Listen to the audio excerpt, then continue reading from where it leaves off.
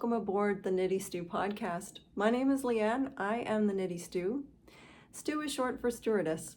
If you're new here, I am a Canadian flight attendant and a knitter, and this is my YouTube channel where I take you on my knitting journey and also bring you on my travel journey as I come to overnight cities as part of my job. Today is my very first international episode. I flew a transatlantic flight over to Dublin, Ireland, which is where I am today. It was a 7-hour and 27-minute flight. I am very fatigued, as you could probably see. But I really wanted to podcast today because it's been a while and I brought everything with me. However, I'll be honest right off the bat, I think I may just continue to only do podcasts from Canada, as that was a lot, flying that far and then coming here. I'm not even sure if I'm going to be able to make sense, but I'll give it a shot. I do have 3 finished objects to discuss, 3 works in progress. I wanted to announce the winners of the 10,000 follower giveaway, as well as show you footage of my travel in Dublin today. So thank you so much for being here. This coffee's got a lot of pressure on it. Caffeine can only do so much. I hope you'll grab your knitting, perhaps, or your making, a beverage of choice, and let's cozy in. I'll get started right off the bat. While the sun is behind a cloud, the lighting might be on and off, hit and miss as I talk to you today. So first of all, my first finished object is the Humulus by Isabell Kraemer, which I'm wearing. I spoke about it on my last episode, but I hadn't finished the body. I'll get up for you here. Or the sleeves, and I managed to complete this on the 23rd of July, and here we are already. I believe it's the 7th or 8th today. I'm a little confused on what day it is. We'll blame it on the jet lag.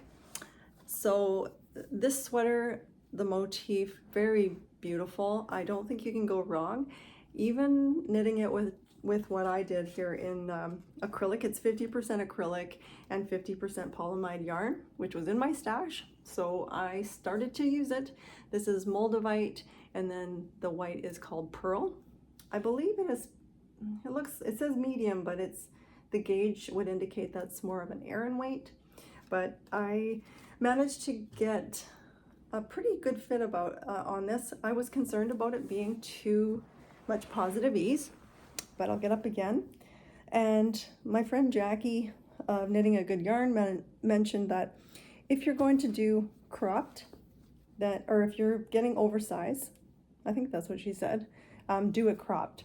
So I did that, and I actually blocked it, which is, I think I got a nice little fit out of this. So I'm pretty pleased with it. It only took 923 yards in total.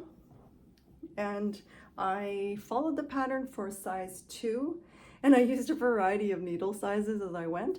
I started with, I believe, a US 5, 3.75, and then I went up to a US 6. For the color work, I think I was using, yes, I believe that's how it went. I was using a US 8, and then I forgot to switch back down needle sizes for the body, and that's where I thought I was getting too much positive ease, but I think it turned out pretty good. Sorry, I can't really get back too much farther. Here. Oh, this chair. Hey, check it out. It looks like knit stitch. Cool. Cool. Yeah, so that's my Humulus by Isabell Kraemer. Finished object number 2. I made a pair of socks as a test knit. These are called the Dune grass socks. It is a pattern by Nancy Wheeler, Knit Sip Happy podcast. Knit Sip Happy on Instagram, on Ravelry, and this is the second test I've done for Nancy.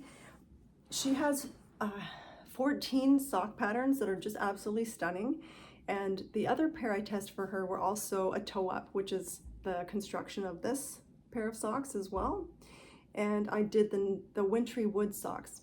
So she has beautiful sock patterns. I haven't done any of her other ones, which are cuffed down, but the way she has you measure the length of your foot, and then for me, the gusset, it's a German short row heel, and then the slip stitch gusset I don't know all the sock terminology, but I'm becoming a sock knitter of some sort.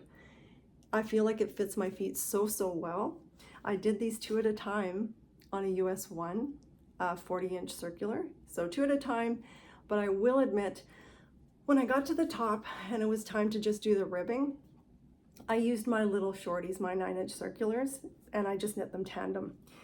And what I will also say about that is that I mixed up my stitch count on one of the socks and ended up, instead of 64 stitches, I ended up with 60, and I like that fit better. So I think I might be learning my sock preferences, and I really like this test knit. I didn't find any errors in the pattern, and in fact she charts the pattern as well as it's also written, so whichever is your preference. I'm a chart person all the way.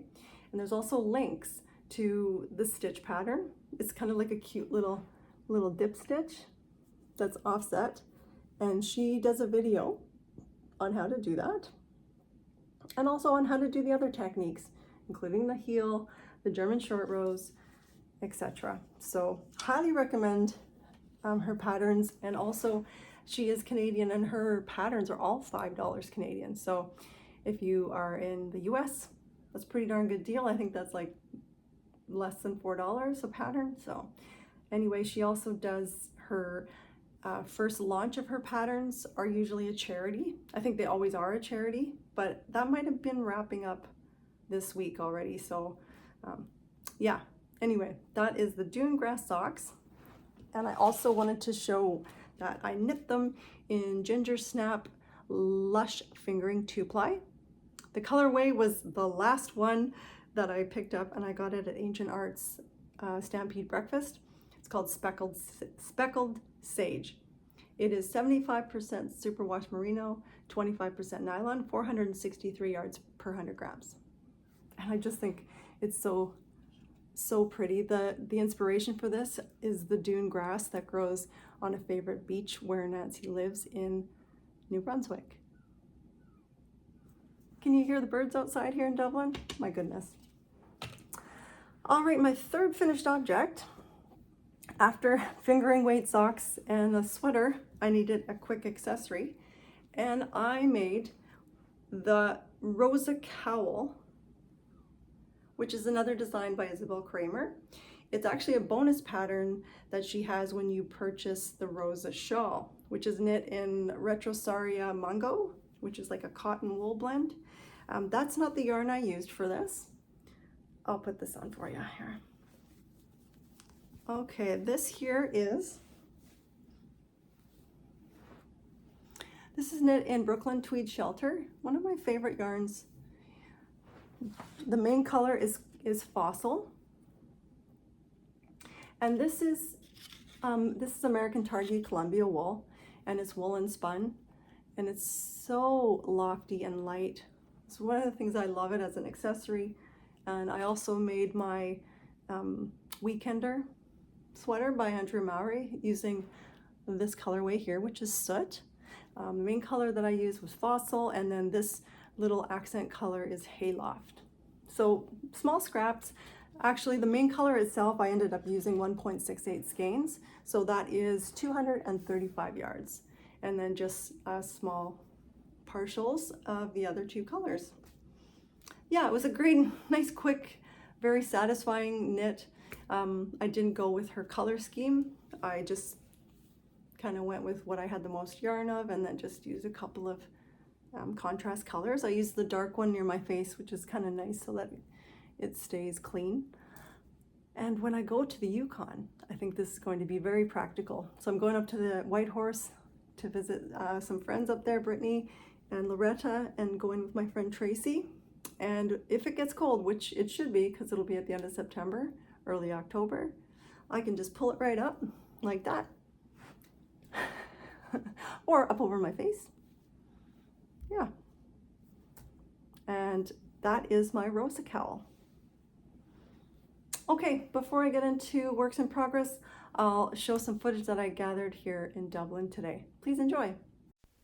Great adventures begin with great coffee and great company.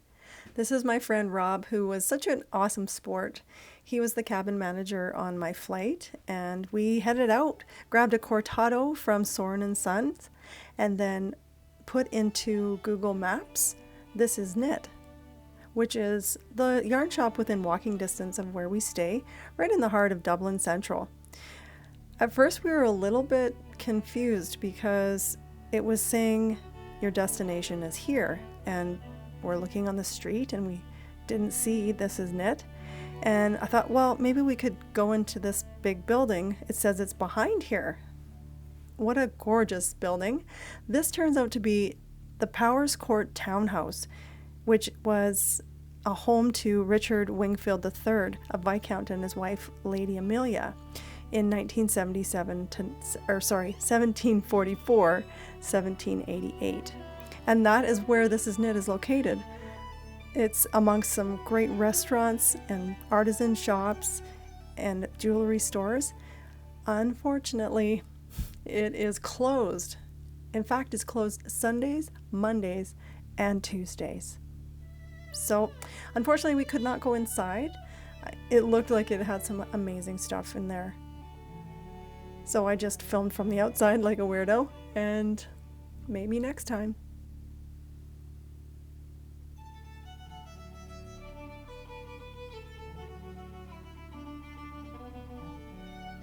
So the name Dublin means black pool. It references to the murky lake used by the Vikings to moor their ships off the River Liffey. It has such a rich cultural heritage. There is so much to see. It is the peak of summer season, so a lot of things that I would have need to, if I wanted to check out, for example, like Trinity College, which houses the Book of Kells. Tickets for those types of events, they sell out, and you need to get them ahead of time. And I wasn't quite that organized to get that, so we just wandered about. We found ourselves in the midst of just beautiful architecture everywhere. There are so many coffee shops, pubs, and also what I noticed, quite a lot of jewelry stores and funeral homes. Dublin's oldest pub is called the Brazen Head. Local legend has it that there's been a pub on that site since 1198. Now, Rob accompanied me to the yarn shop, so I accompanied him to Starbucks to get his mug. He gets mugs from his international destinations. And right next to Starbucks, turns out a very famous place called St. Stephen's Green.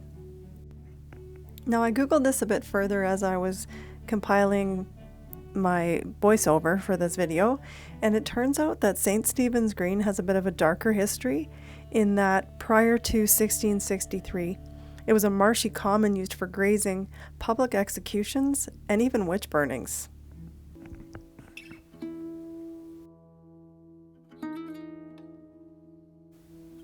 The current metro population of Dublin in 2023 is 1,270,000. It is a bustling, colorful, cultural, very friendly city, and one would definitely need more than 24 hours to fully immerse and see all that there is to see. I'll be back for sure, and hopefully I get organized enough to book a tour and really dive into the history. That kind of thing is fascinating to me, and there's a lot to see. Thank you, Dublin, for a quick whirlwind tour. Rob and I actually ended up walking around for about 3 hours. Then we decided we were absolutely starving, so we headed back towards our hotel, ordered a delicious burger, and called it a day.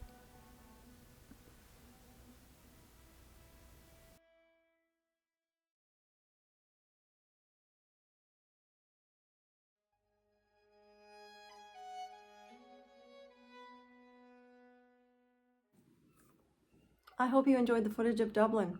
Welcome back. Next section of the podcast will be my works in progress.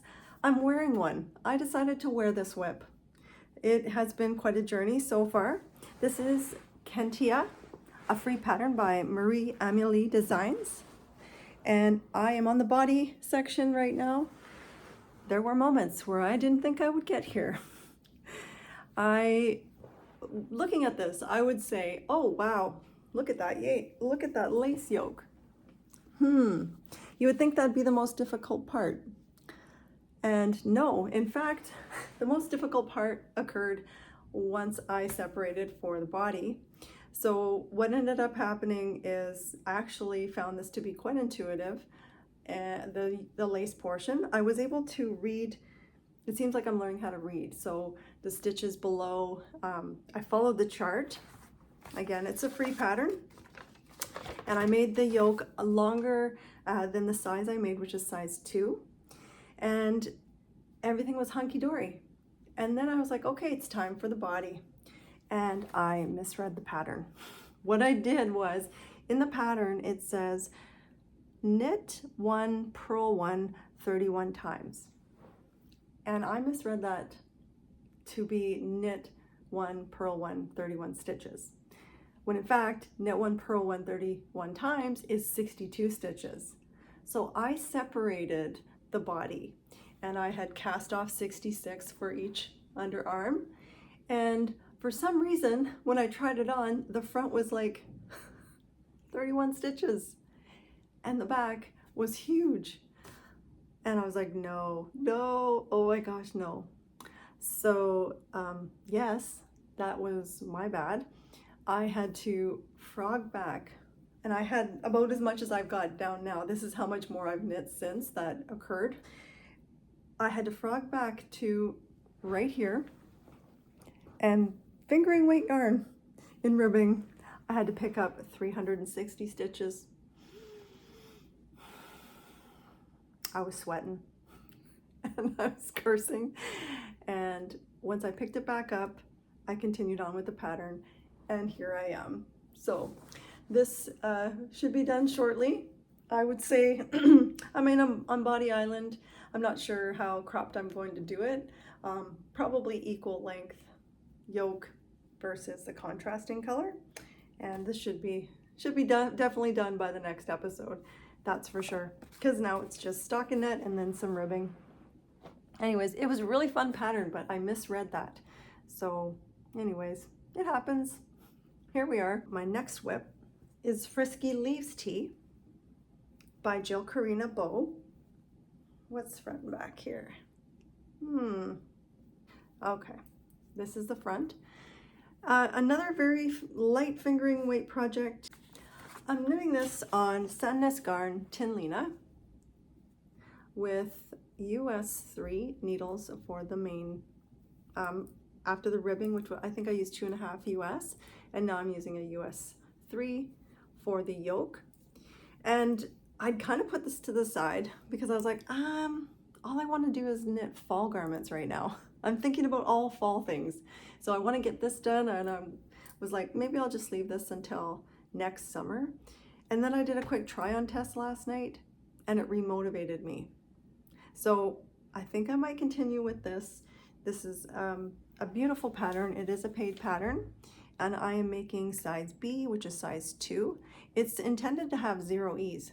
So my bust circumference in real life is 36.5 inches, and the pattern I'm knitting is 35.5. So it's actually going to have some negative ease. So we'll see how it goes. I have been enjoying the knit itself. Again, I've found it to be fairly intuitive. If I'm separating the stitch repeats, which increase, and it's making, it's hard to see here, the lovely leaf motif. So I'm going to continue working on that. But what is bringing me the most joy in my whips right now is this. This is the Guthrie hat, a pattern by Boylan Knitworks, Caitlin Hunter. I treated myself and purchased the actual wool called for my wool curiosity. So it calls for Vovo by Retrosaria and Spin Cycle, Dyed in the Wool. And I'm using the Ghost Ranch colorway for the color motif. And I'm actually, I put it to the side, and I was a little bit disappointed because this seems a lot more like fingering than sport weight. However, the Volvo is very plump and seems to be compensating for the thinner properties, thinner part of the spin cycle. And so I'm really enjoying, of course, the color changing is very addictive. I should be able to whip up the rest of this hat in no time. It comes in two different yarn weights. It's got the sport weight, which I'm making, and there's also a worsted weight. So it is a new pattern, but it's based on one of Caitlin Hunter's older patterns called the Guthrie sweater, the Guthrie pullover. And I thought, I was like, oh, I'll just knit this and then I will also make the Guthrie pullover, but the gauges actually are different. So I like actually using hats as gauge swatches, but yeah, the gauges don't line up from the hat to the pullover, but it's a very addictive knit. I'm quite enjoying it. And what I will say about the spin cycle is it may have single-handedly pushed me into trying spinning again. So I had tried a drop spindle, a Turkish spindle, I got from Brittany from Crux Fibers, and then I reached out to Dreaming Robots and I bought myself a nano, so the small nano, so electric eel wheel 2.0, because I was like, if I'm going to spend that kind of money, because I want the barber pole look and I want to be able to make color changing yarn, I might as well start spinning.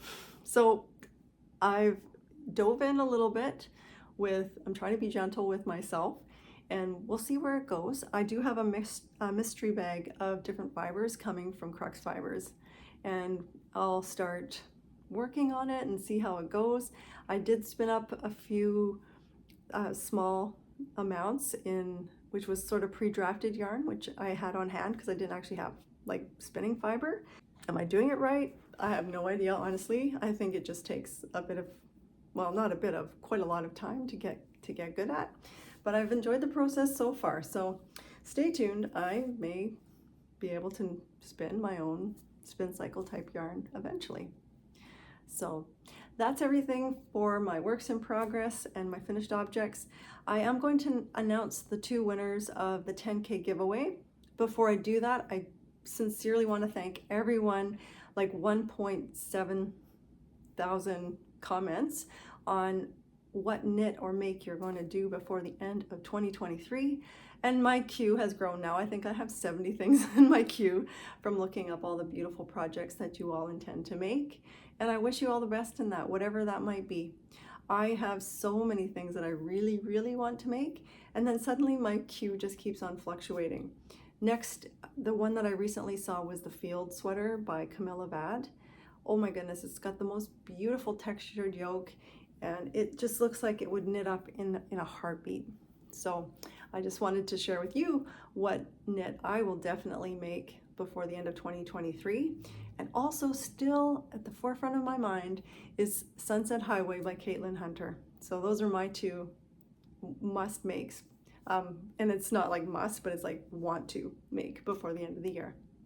Okay, without further ado, I will put the 2 winners here of the 10K giveaway. Winner number 1 is Louise Gagne, if I'm saying your name correctly. Thank you so much, Louise. And prize pack number 2 winner is Ann H. So ladies, if you were announced as a winner, please email me at theknittystew@gmail.com. and I will make sure I get those out to you as soon as I can. Thank you again, everybody who commented and who continues to show up and support my channel. I really appreciate it. I appreciate you all being here and for supporting this community. Thank you for your engagement. I was going to do back alley chat, but honestly, guys, I need to hit the hay. I'm beat and feeling it. So I'm going to say goodbye for now. I will return in the very near future with another episode. And until then, I hope you are finding joy in your making, and then I'll see you again soon. Hope the skies are friendly for everyone. Bye now.